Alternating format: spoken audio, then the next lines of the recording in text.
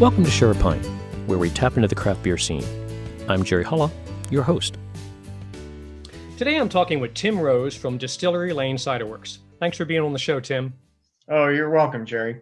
Distillery Lane Ciderworks, or DLC, sits on a farm, a historic site dating back to the Civil War. Share with us a little bit about that history and how that led to your name. So the area around Burkittsville, which is the Ciderworks, are right on the town line of Burkittsville.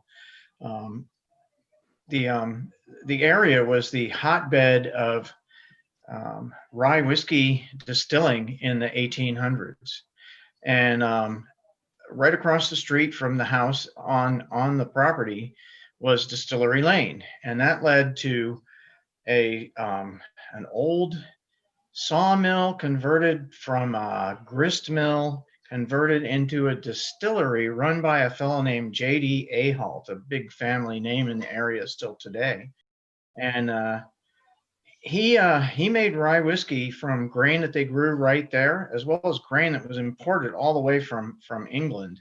But he had a big rival just up the street in the town of Burkittsville called Outerbridge Horsey III. And Horsey whiskey was renowned at the time, but he sent some of his whiskey, his rye, around Cape Horn, up the west coast, and across the Transcontinental Railroad back to the distillery, and called it Golden Gate Rye Whiskey, and it was fabulously expensive, I'm sure. Artifacts that have that name on them are very valuable. Okay. But J.D. Ahalt, who was right there near the Ciderworks, he had to do something, right? Yeah. And so what he did was he sent his whiskey to Rio de Janeiro and back, essentially doing the same thing. And the idea was that sloshing in the ships and going through the tropics twice, somehow rapidly aged that whiskey. And so I don't know the name of what his was, but that's how he competed with the Needwood Distillery up the street.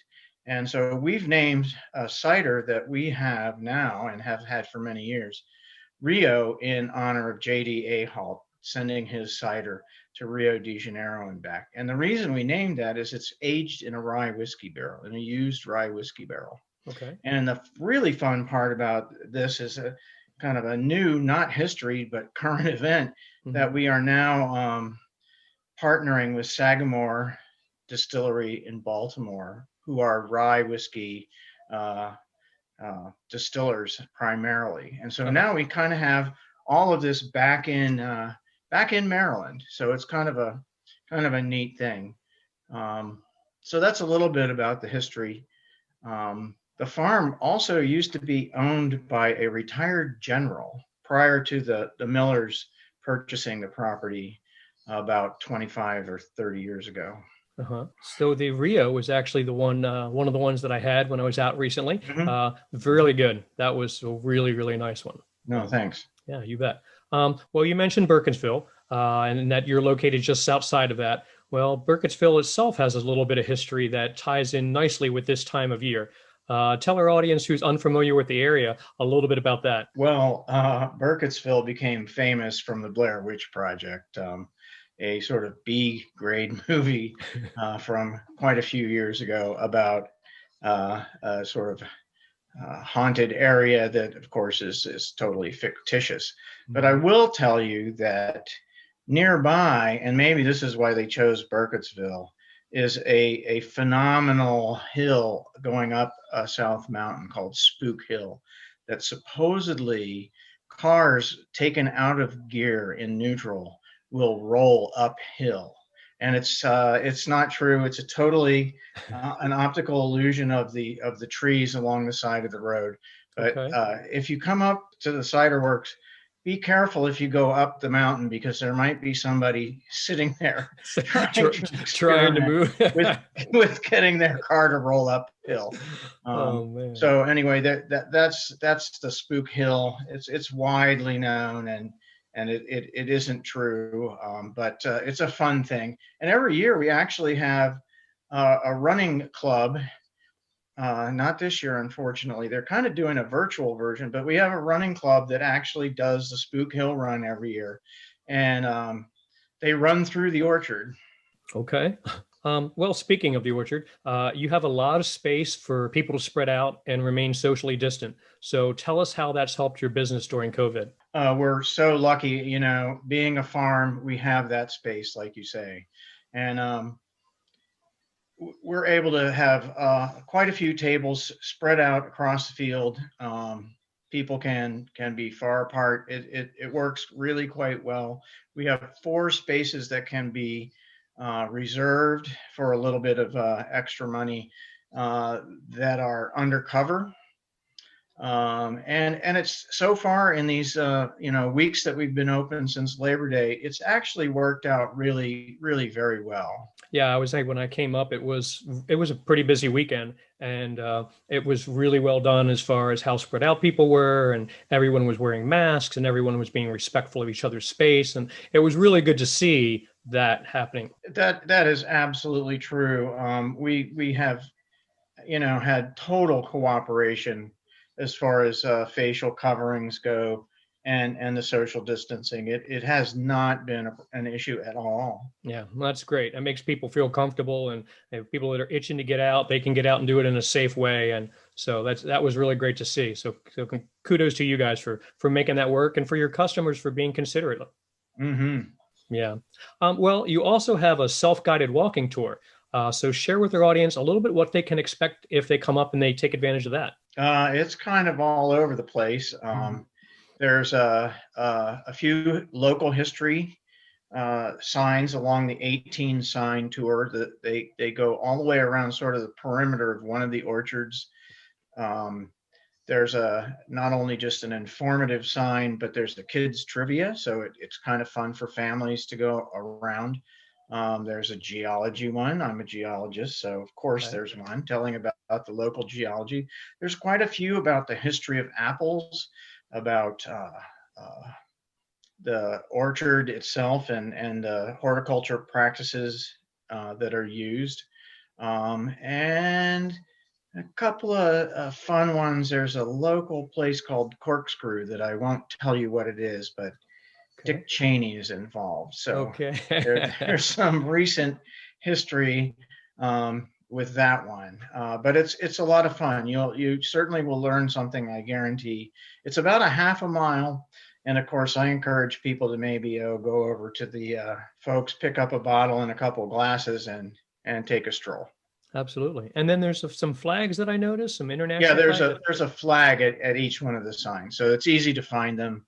Okay. There's an international flag at each one. Okay. Cool.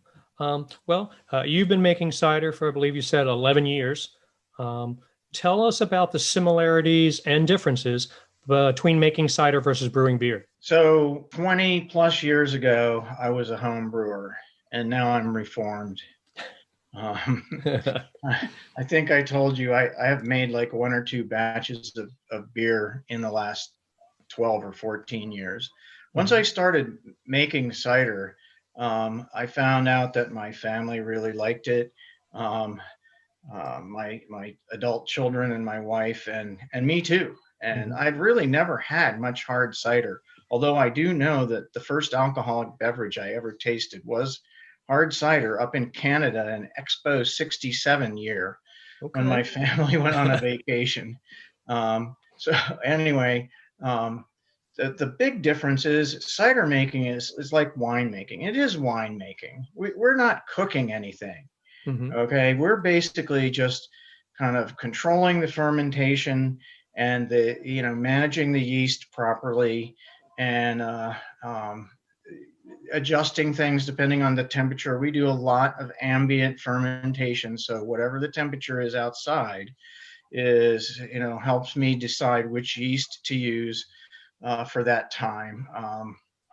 But it's actually really the most simple fermented beverage that you can make. And I tell people that all the time. And there's no really big secrets. It's good quality juice, number one, Mhm. and the right kind of yeast and nutrient, and pretty much there's a lot of things you can do with it after it's fermented to make all sorts of different styles of cider. But it's a pretty easy fermented beverage to make. I have some of our tasting room staff. Every year I give them a gallon of juice and some yeast and some nutrient, and they take it home and they try their hand at it. Just, that helps them know what it's all about. And it's really not hard. And I encourage folks who have never fermented anything to maybe even think about starting with cider instead of beer. It's a lot less complicated. Okay, that's a good advice. Well, you touched on it, so tell us a little bit about the different styles of cider. I mean, I've noticed there's traditional and graph, apple wine ice, perry, dry, sweet, rosé, so many different styles, but tell us a little bit about some of those different styles. So we used to say we don't do sweet, and we don't do sweet ciders. We do dry, fully dry, and off dry. Mhm. We do a lot of oak aging in different um, barrels and barrel alternatives. We make some of it carbonated, some of it is bottle conditioned, and quite a few of our ciders are still, which is a sort of something that we have to teach people about. It's one time we got flamed on Facebook by someone who said their ciders were really good, except a couple of them were flat. And of course, they weren't flat; they were never fizzy to begin with. Mhm. And that's the way cider, of course, used to all be like that. We So, also do quite a few cider versions with other fruit, mhm. and we make Cider, which is a combination of apple juice and honey. Okay, so that's sizer. That's okay. Yeah. Uh, well, then that leads nicely into explaining to our audience, because you mentioned honey, what the difference between cider and mead would be. Well, I don't know a lot about mead. There's so many different kinds and different fruit versions. I will tell you that I have sort of ripped off some of the things I've learned about mead fermentation, and I will often use one or two of the yeast that are commonly used by mead makers when I make that sizer. Um, Mhm. it's a little bit different fermentation. It's actually the one of the strongest, one of the highest alcohol, highest ABV sizer that we make. And sort of the amazing thing is we blend 10% honey in apple juice, and every time we do, it comes out at right at 11% ABV. So the bees are doing something exactly the same every single year. Um, it's kind of a remarkable thing. Okay, that's pretty cool. Well, your current seasonal cider is the Witch's Brew, which is appropriate with Halloween right around the corner. However, you're also doing something special with it. Share that with our audience. Yep. So for the month of October, all the money you pay for that bottle of Witch's Brew, minus the taxes, of course, goes to Mhm. the Maryland Food Bank, and we have a high expectation that we're hoping to achieve, and we're about probably getting close to halfway there. So we're a little more than halfway through. But if you come on up, you can get a glass to try, or you can buy a bottle, and that bottle will help the food bank. And I'll tell you a little bit about the Witch's Brew, which is made with really the only other fruit we grow on the in the orchard, and that is Aronia melanocarpa. It's also known as chokeberries. Okay. These are actually a native plant that grows in the Appalachians, but these are varieties that are very fruitful. And this berry has the highest antioxidant content of any fruit. And along with that comes this very incredible dark color. Hmm. So we blend a little bit of aronia juice with apple juice and ferment that together, and it produces an interesting finish in the cider that comes from this very strong astringency in the aronia berries. And of course, it gives it a lovely kind of a rosé kind of color. And so it's sparkling and off dry, and it's a pretty fine thing. Actually, there was a bottle just consumed at my dinner table tonight. What kind of flavor profile do those chokeberries add to? Um, the, the, we use them in such a small amount that they don't add a lot of flavor per Okay. se. It's there and it's a distinctive flavor, but mostly it's a different finish. Most of our ciders have tannic apples in them, and those are the ones that really distinguish a craft cider from an industrial cider. Things like Dabinet and Tremlett's Bitter and Balmer's Norman. These apples have significant amounts of tannin in them, and that's what gives you a nice finish, back of the throat feel when you're drinking the cider. The interesting thing about Aronia berries is the astringency in them is more forward. So it's more on the middle of the tongue. So you do get a hint of the Aronia flavor, a lot of the color, and a neat little finish that our other ciders don't have. Okay. That's great. Um, where can people find you online? Facebook, Instagram, Twitter? Our website is ciderapples.com. Instagram and Twitter are DLC Ciderworks, so DL Ciderworks. Mhm. And that's where you can find us. Sounds good. Well, we'll make sure we put that on our show notes and on our website at Thanks. sharepintpodcast.com. You're welcome. Well, we learned about the cidery. Let's get to know you a little better, Tim. Tell us about your role at Distillery Lane Ciderworks. So I got connected with them probably about 15 years ago when I was learning how to make cider in the basement and studying this wonderful British expert named Dr. Andrew Lee. And I encourage anyone who wants to make cider to go visit his website. It's called the Whittenham Hill Cider Portal, and his last name is spelled Lea. So if you look up Andrew Lee apples, you'll probably go right to it. Okay. He is the world's really expert on cider making. He's a scientist who spent much of his career learning about the science of cider making. So I was studying and learning, and I am a scientist by training, a geologist. My real job is at the Smithsonian operating the analytical labs in the mineral sciences department. Wow. So science is in my blood. And of course, cider making is a lot of science, just like beer making has a lot in it too. But I was looking in the Gaithersburg Gazette, an old tabloid that used to be dropped off at your door here in Montgomery County, Maryland. And there's this article about these beer guys, and they're at this orchard, and they're picking these apples, and the names of the apples were right there in the article. And I'm going, oh my God, those are the right kind of apples. And Huh. the first thing you really need to know about making really good hard cider is, and it's kind of our motto, it's all about the apples. You have to have the right kind of apple juice to make really good hard cider. And so I saw the names of the Kingston Black and Dabinet and Tremlett's Bitter, and I had read about them, but I had no idea anybody around here was growing them. And so I called up the next day, and I was up there in a heartbeat, and I was helping Rob press apples and make juice. I think it was the day after Thanksgiving, probably about 15 years ago. And so, you know, those of us who make stuff in the basement, always kind of think in the back of their mind, man, I think I could do this for real. And of course, I had that thought, and so I would drop off a bottle or two of what I had made the previous year when I would go up in the fall and get some more juice. And so a few years after that, um, Rob and Patty got their winery license, and they realized they needed some help on the fermentation side of things, and they remembered me from the bottles that I had dropped off. And so, I'm just telling you guys, you might not think what you wish for comes true, but once in a while it does.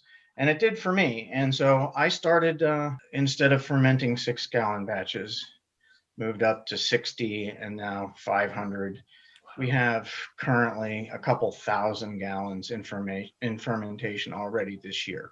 Wow. And so that's how that happened. They contacted me and said, hey, can you come and help us? And then Rob says, as I'm leaving, and we will pay you.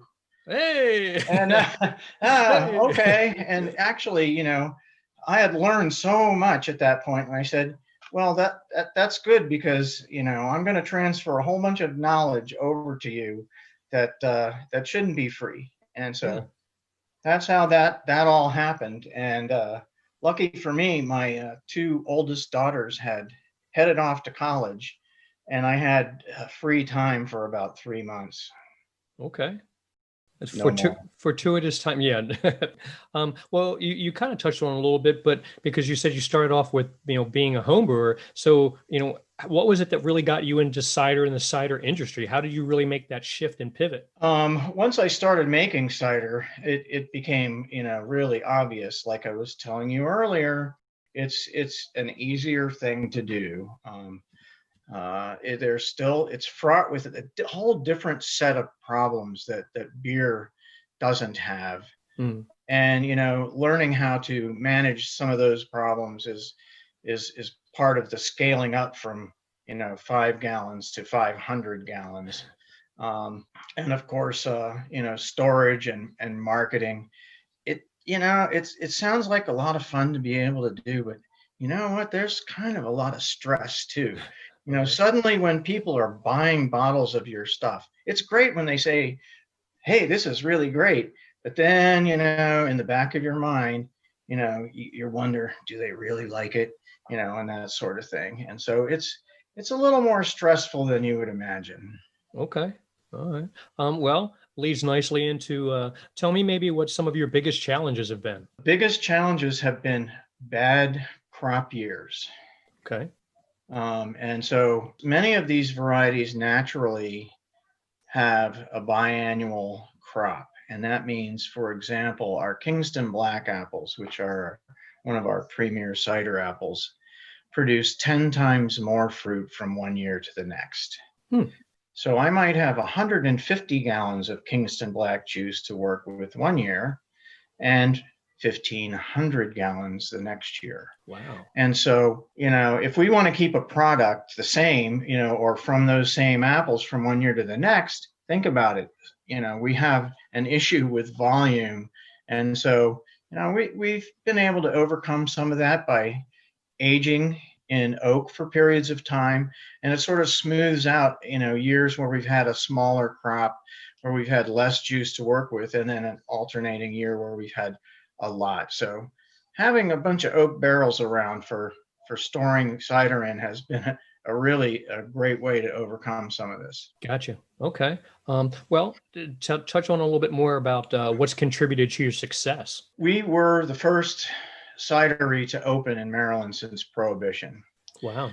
The fact that these folks decided 20 years ago to plant the right kind of apples is a tremendous head start on this whole game. Like I keep saying, if you don't have those right kind of apples, you're somewhat limited in sort of the quality of craft cider that you can make. So having the foresight to plant these apples that I saw in that newspaper article and got so excited about is crucial in making good hard cider. And so, people call us up and ask, they see on our website that we have these certain apples, and they ask, can we get some of those from you? And the answer is, well, no, you know, those are for us. Um, and so I think that answers your question somewhat. Well, I mean, you do sell apples, and so, I'm sure the average customer is like, well, why can't I get these apples versus those apples? But Yeah, I should tell you that, amongst the cider apple varieties, they planted a lot of really neat culinary apples and eating apples, ones that you've probably never heard of. Uh, Bramley seedling, for example, which is the most heavily grown apple in England. And it's also the most acidic apple in our orchard. It's not really good for making cider, but it works very well for cooking in many, many different ways.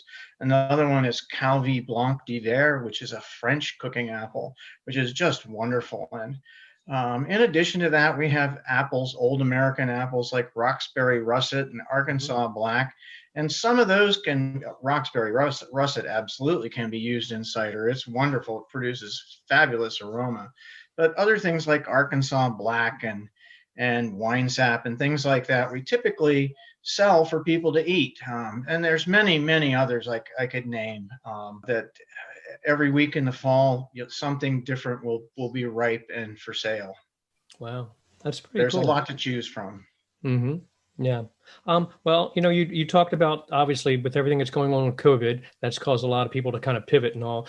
So maybe it's COVID related, maybe it's just things that help you stay committed during difficult times. It has been really hard, especially since a lot of the business, Rob will tell you, is prior to COVID was retail, and losing the restaurants downtown in Baltimore and DC for the most part Hmm. has really hurt. But I have to tell you, we're so encouraged by the number of people who have come out since we reopened on Labor Day, and we've had some really wonderful days. A lot of great folks come out, and you talk about encouragement. That's when you see somebody go out with a six bottles in a thing to take home, it's that is really makes you feel pretty good. Hmm. And of Absolutely. course, the fact that, like you were saying earlier, people really need to get out and want to get out, and our place is a perfect place to do that. Absolutely. Yeah. Done well, safe, like you said, a lot of space, and come on out to the farm.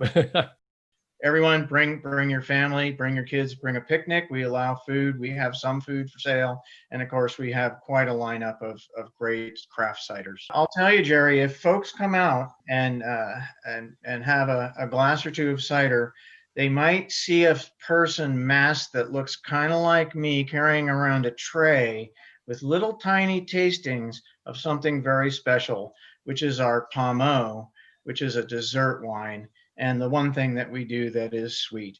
And I'll be happy to see folks and talk to them about that, and anything else that has to do with cider making or what we do at the farm, the apples, whatever. Yeah, no, I noticed that you and Rob were both, very available and accessible. I did get to try that one, so maybe tease that a little bit with our audience of what to expect and entice them to come out and get it while they can. So it's made in a close to the same process that the French make it, and that is we send 1,000 gallons or more of our hard cider to a distillery, and it comes back in this little small barrel, which is always crazy because wait, we just sent out all this stuff and that's all we got.